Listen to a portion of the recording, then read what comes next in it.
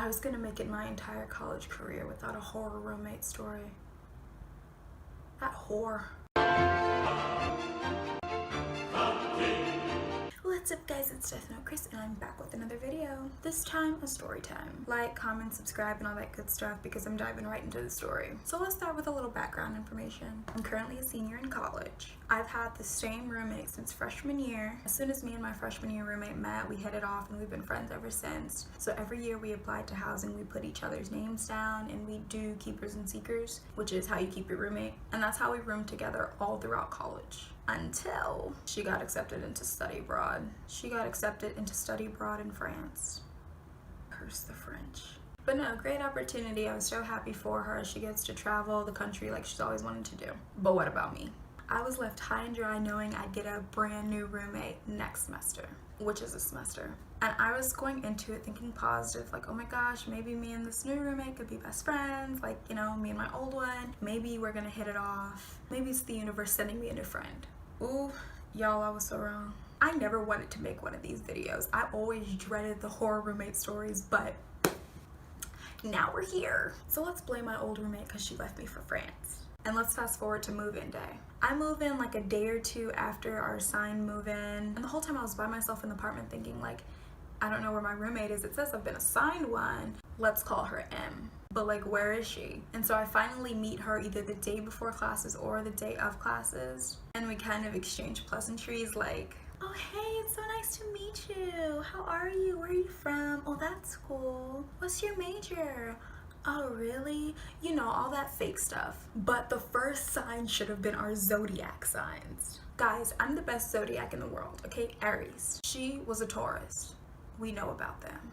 I never get along with Tauruses, like ever. I've had a problem with every single one that I've ever met in my life. There's just something about them. But anyway, that was sign number one. Then my family tells me because of her zodiac sign to watch out for her, and sure enough, so school starts and we quickly run into our first problem. The biggest problem. And everybody who's ever had a terrible roommate knows this problem. The thermostat.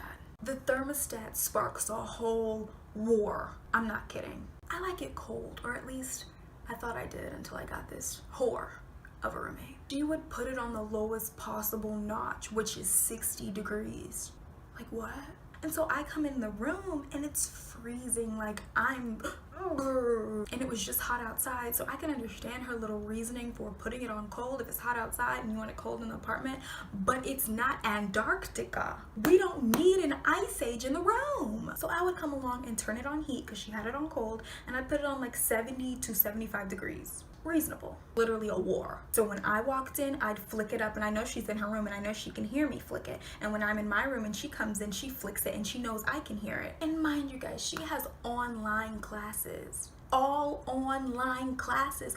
Oh, what are you doing on campus? Oh, I'm getting mad all over again. It just didn't make sense. I think she had maybe one class where she went in, but you're literally wasting your parents' money because their parents paid for everything. And she had a meal plan, so she didn't use the kitchen, which was beautiful because it was a big kitchen and I was the only one using it. But so I had a little bit more leeway in the war because when she would walk in and flick it, I'd be in my room and I'd wait like 30 minutes to an hour, and then I'd come out of my room, go into the kitchen, act like I'm cooking or actually really cook, and flick that hoe up, sometimes silently. Don't mess with me. And it got bad as the weeks progressed. And I don't like that whole flicking up and down. I like a constant temperature because we're going from like Alaska to Africa. We can't do that. So when we have to fill out the roommate agreements, I knock on her door.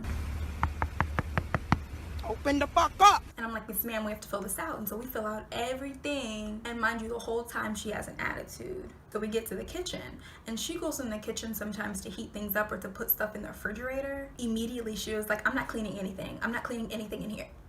Hostility? You know, it's not about what you say, it's how you say it. There were so many other ways she could have told me that. Like, I get it, you don't use the kitchen. But she wanted to immediately jump in the defense. I'm not cleaning anything. I don't use the common area, I don't use the kitchen, I don't use anything. All I do is go to my room. All right, So then I was like, but don't use the refrigerator? And she was like, yeah, but that's the only thing. So me, my petty self, even though it didn't have a clean refrigerator thing on it, I put in a little asterisk off to the side. She uses the refrigerator. I got time. But then when we got to the thermostat, I was like, I think we should compromise on a temperature because this back and forth stuff doesn't really work. And she's like, I'm not gonna be hot. I don't know what we're gonna do, but I'm not gonna be hot.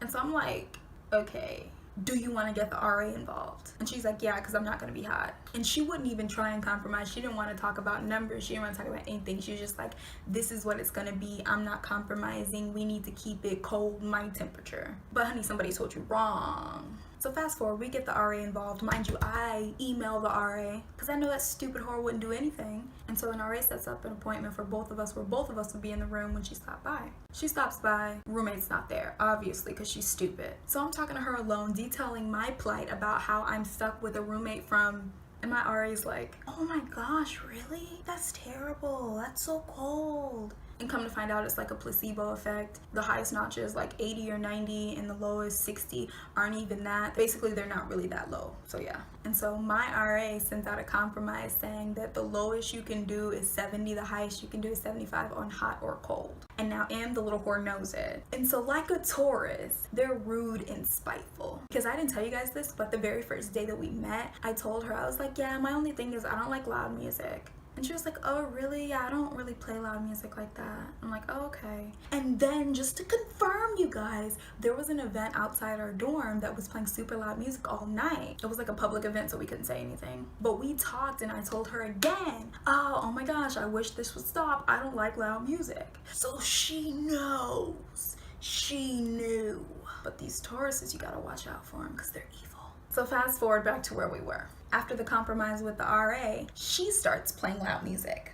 And so me, the first time I hear it, I let it go. Second time I hear it, I call like, oh my gosh, like one of my friends, like, oh my gosh, girl, she's playing loud music, I cannot deal. And mind you, the floor beneath me, I kid you not, beneath me, would play loud music as well. And it'd be so bad. I'd be like, where's the sound coming from? And then I'd walk downstairs from the stairwell. I'd walk downstairs, go to the room directly beneath me. And sure enough, I could hear the music through the door. I'm not crazy. I just don't like loud music. If I hear even the slightest space, I'm going batshit crazy. So then the third or fourth time my stupid roommate plays loud music, I knock on her door. It's time to confront.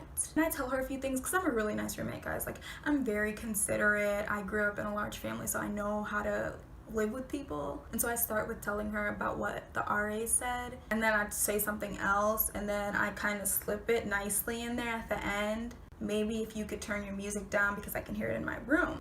She said, are you serious? Rolled her eyes. She's country and ghetto. You got a problem with everything that I do? And I'm like, girl, this is my first real problem with you. And then she wants to say that I got my way with the thermostat. We had to go to the RA.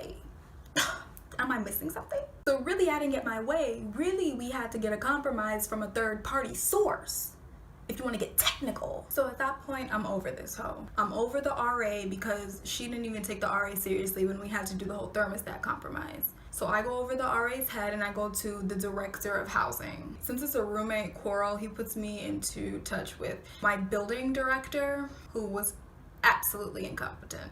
He literally didn't know what he was doing. He was like, do you want to work it out with your roommate? And I'm like, work what out? He was like, do you want to take advantage of the counseling services? I'm having an issue with her loud music. Why don't you get her to put some headphones on? Or why don't you get her to turn it down? You're not doing anything but trying to make me okay with the living situation. He was dumb as rocks. So then I went over his head and got in hall with the director of the residence hall. He was competent. So once I sent my very, very long detailed email, because that's one thing that I'm good at, writing emails. And so I CC'd him, the director who had put me in touch with the incompetent person, and then the actual head of housing. And so now I'm in this web and they've all had a dose of my fury. So that's when they give me options. They meet amongst themselves, which I still don't understand why they didn't invite me. And they're like, offer her housing options or whatever. Initially the coordinator's like, we don't have any available rooms for you because there was a long wait list and people are still on the wait list. That sounds like a personal problem to me, but I'm paying millions of dollars for what? Oh, so eventually he finds a room. I feel like the room was there all along and he just wanted to play games. but it's a step up from the 2-bed, 1-bath that I had before. The room that he found available was a private room, private bathroom, you know, with another roommate, private room, private bathroom, and then we just share the kitchen.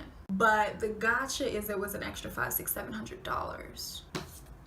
I'm broke. And so I'm like, I can't pay this. Like, y'all need to do something about this because I'm not staying where I am with that stupid whore. I will not go insane because of another person. I'm paying too much to deal with this. And y'all better do something because I'm angry. And they were literally willing to refund the rest of my housing for the entire semester just to please me with no extra fees. Because I put that if you can't do anything, then you need to refund my money.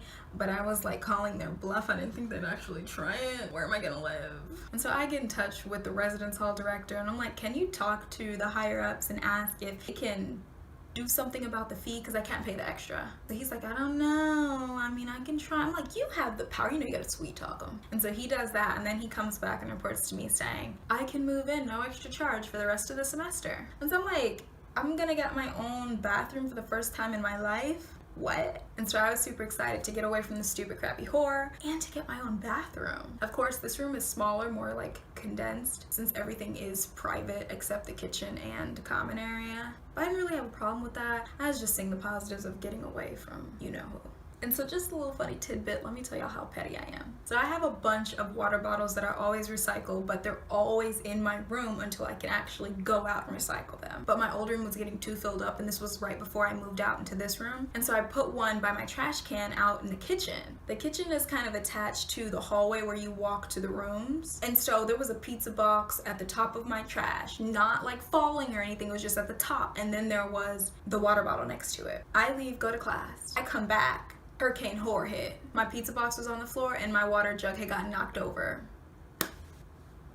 Okay, I see how you want to play.